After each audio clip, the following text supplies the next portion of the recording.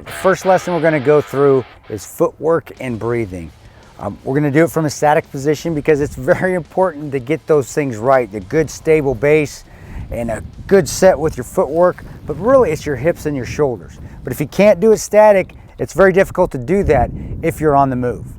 So first thing first, as far as footwork, we want a good fighting stance. I want to say that it's not an isosceles, it's not a Weaver stance, it's a good fighting stance. Generally when you see that, you're going to see, if he's a right-handed shooter, you're going to see that right foot almost at the index of his left foot, and vice versa if you're a left-handed shooter. So he's got a good flex in his knee, looks good.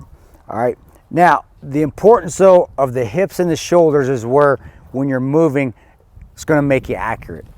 Now if he's got his hips squared up to the target and he's got his shoulders squared to the target, he's going to have the ability to move that gun up and get a good sight picture and take a good shot. This happens with rifle, and it's also the same with pistol. All right.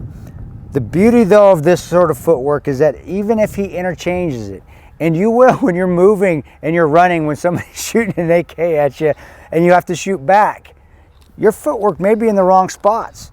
There's nothing wrong with that, as long as his hips are square and his shoulders are square. And that's why this stress fire is so important, is because we try to put you in positions that may feel unorthodox, or it's not that right fundamental position. This, as far as footwork goes, is a fundamental that we can violate and still hit the target as long as we keep the shoulders square, like Big Jeremy has these big old shoulders, and he keeps his hips square. Now on the breathing side of the house, we talk about momentary pauses. That's great when you're zeroing your weapon, or you have actually a static sight that you're shooting and you have the chance just to sit there and breathe and relax. This isn't the case when we're doing stress fires and running. You're going to be breathing hard. All I will tell you and what I see is that people forget to breathe, and then they wonder why they're so smoked or they're so fatigued once they get down the 7-yard line after running from the 100 to the 7.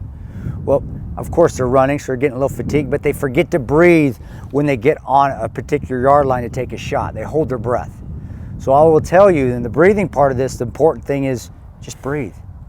If you breathe, you'll be able to get all that energy out, expel all that carbon dioxide. Is it carbon dioxide, Jeremy? Is that what it is when you breathe out?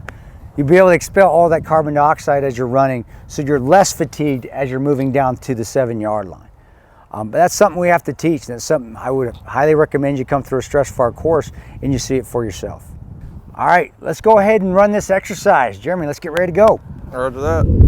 What I want you to do now is go ahead. You have a magazine in your hand. All right, we got 300. So load that one magazine in your rifle. Go ahead and ride that bolt forward. All right. Oh. No, that's okay. That's okay. All right. And what I want you to do is come to that high carry position.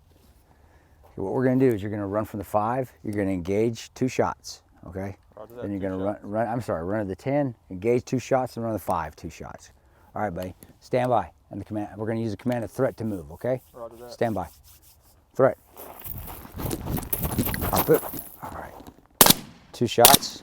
All right. High. Good job.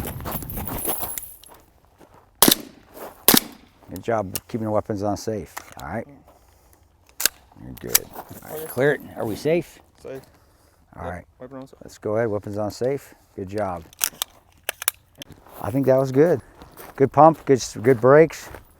We didn't slip and fall on our butt. Outstanding job. Well, Jeremy properly demonstrated lesson 1. And as you saw with his footwork, he had a good base down there, flexing the knees. He had a good fighting stance.